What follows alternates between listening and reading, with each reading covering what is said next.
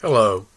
I would like to welcome you again into my home as today I'm going to share a little small devotional that I've entitled No Regrets. I think every one of us as people, as we grow older, and I'm 66 years old, we start looking around and we start thinking about the people who have come before us, our parents, our grandparents. At some point in our lifetime, we start looking at our longevity and how long we think we might live, and we start thinking about in relation to people that we know. For example, I have already outlived my father by 4 years. My mother passed away when she was 80. So being 66, I think we have a tendency of thinking, well, I have about 16 more years or 14 more years. Then I think we start thinking about what has my life meant? What's my heritage to my children? What will people remember about me more than anything else? I think we want people to think well of us. I think we want people to feel as though that when we have gone on to be with God, that we have made a lasting impression on people's lives. I think we want our children to be able to speak well of us, our mate to say that a part of them has died when we have died. But how about our spiritual legacy? It would be the Apostle Paul who would be writing to his protege by the name of Timothy when he is coming to the end of his life. He makes the following comments. I have fought a good fight. I have finished the race. I have kept the faith. Now there is in store for me the crown of righteousness, which the Lord, the righteous judge, will award to me on that day, and not only to me, but also to all who have longed for his appearing. I think you know, and I know from your study of the Bible, that Paul was very strongly against the beginning of Christianity. He considered his role as being one to disrupt and destroy any growth in Christianity. He was there when Stephen died. He was there when he would go into homes and he would pull people out and he would beat them and take them before the authorities to be tried, before the temple to be tried as heretics. And yet this man on the road to Damascus had a tremendous eye-opening experience when he sensed the power and the presence of the Lord himself. And he realized that he was not fighting against Peter and he wasn't fighting against John and Luke, but that the Lord had told him that he was personally fighting against him. We know the story. We know how that he came to accept the Lord. We know how that he became a follower, an apostle. At times he and Peter would struggle with each other. He carried the gospel of Jesus Christ to the Gentiles, to you and me. But now he's come to the end of his life. He can see the end just in front of him. And he's starting to take inventory of his life. And he says, I have fought the good fight. You know, when we're in battle, we can do a lot of things. We can hunker down and hide. We can run. Or we can stand up, and stand up even if we know that we're going to die, and be willing to fight the good fight. Anybody who knows anything about the Bible knows that the Apostle Paul would not back down. He was not afraid of anyone. He did not see any man as his enemy. He saw his only enemy as being Satan. But he also realized that Satan could use people to do his battle for him and his bidding. He had fought a good fight. He had finished the race. Now, no one in the Bible talks anymore about running races or Olympic type of things than Paul does. And he understood that serving the Lord is not a sprint.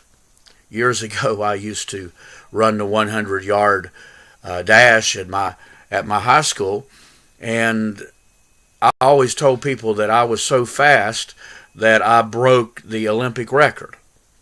And when they would look at me with great awe, and I would tell them it was a 1912 Olympic record.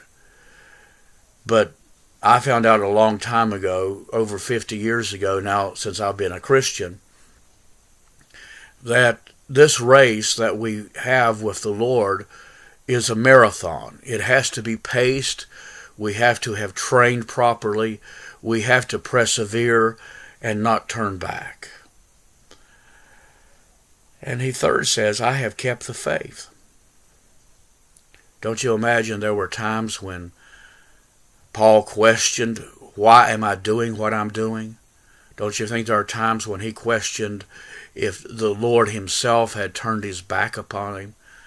Don't you imagine that it was very difficult to be handcuffed in a prison for a good portion of weeks of his life? But you know what unique thing happened? He would be there with people in prison, and he would lead them one by one by one to the Lord. He kept the faith. He didn't waver. He didn't turn back. He didn't run away. In fact, one of the things that he disliked most was with Demas and John Mark, because he believed that they had forsaken the gospel of Christ because of the things of the world. And whenever he became a Christian, whenever he became a disciple of Christ, whenever he became an apostle, he firmly believed that one had to give everything that they had, or they were not giving anything. And then he said, because of all of this, the Lord was providing a place for him, a place of reward, a place that said, your job is done, a job well done, a place where he would receive the honors, the privileges that can only be given to him by God himself. You see, he very strongly believed in a for real heaven and a for real earth, or earth and hell. He believed that we were placed on earth here to make the choice in this world as to whether we're going to serve Christ, and by serving Christ, we automatically make ourselves eligible for heaven. But to do absolutely nothing, you don't have to do anything to go to hell. All you have to do is continue in sin, continue in disobedience. And the Bible would indicate to us that by doing that, you have already set your passageway not to heaven. Some years ago, I had the opportunity of riding a bus, a public transit bus. It was back during the 70s. You remember when we had the gas rationing, and you could only get gasoline on certain days, and all of us were encouraged to park our cars when we could and to take a bus. I happened to live in South Charleston and what they called the Spring Hill section, so for me to catch a bus to go to any of the hospitals wasn't a big deal. And occasionally I would go out and wait by the side of the road there on Route 60, which is McCorkle Avenue, which is called Midland Trail, by the way. And Midland Trail is one of the oldest roads in the United States. And that big old bus would come in and pick me up and take me to any of the hospitals or wherever I wanted to go that day. And one day I decided to get on the bus and do my civic duty and try to save some gasoline and ride the bus to Charleston General Hospital. When I got on the bus, the same bus driver who had been driving the bus for many, many years was there, and I dropped my coins in the little token thing that was there. I went and sat down, and I noticed that this fellow was leaning back, and it seemed to be more relaxed than I had ever seen him before in my life. And all of a sudden, I noticed that people who started to get on the bus, who were longtime riders with him, when they went to put their money in the large box thing that was there in the front, token box, he would lay his hand on it. He'd say, "This one's on me today." He leaned back, and about a mile from my home, he'd already picked up 6 or 7 people. And he said to them, he said, "You know, I'm retiring today. This is my last run. And you folks have been so good to me all of these years. I want to pick up your fare today. And he sat there and he talked to the people, and the people would respond to him. You know, normally the bus driver doesn't say a word, but it's his last time. He's driving the bus for the last time. He's not going to do it anymore. And so we make our way across Patrick Street in Charleston. We make that right turn there by what at that time was the transit area.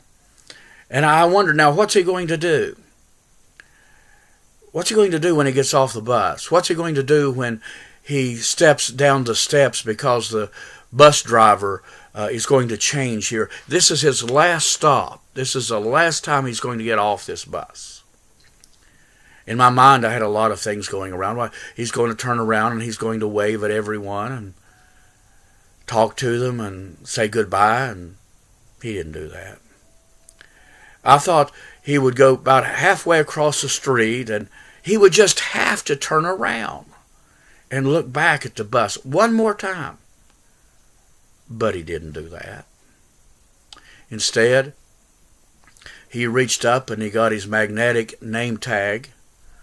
He put it on the box that had the money and the tokens in it. He took it in his hand, and as he had for I don't know how many years, and he walked off the bus, not saying anything. And I'm there, and I'm not one of the people who has been riding the bus, but I feel like, hey, I got to do something. So I started clapping. And then everybody else clapped.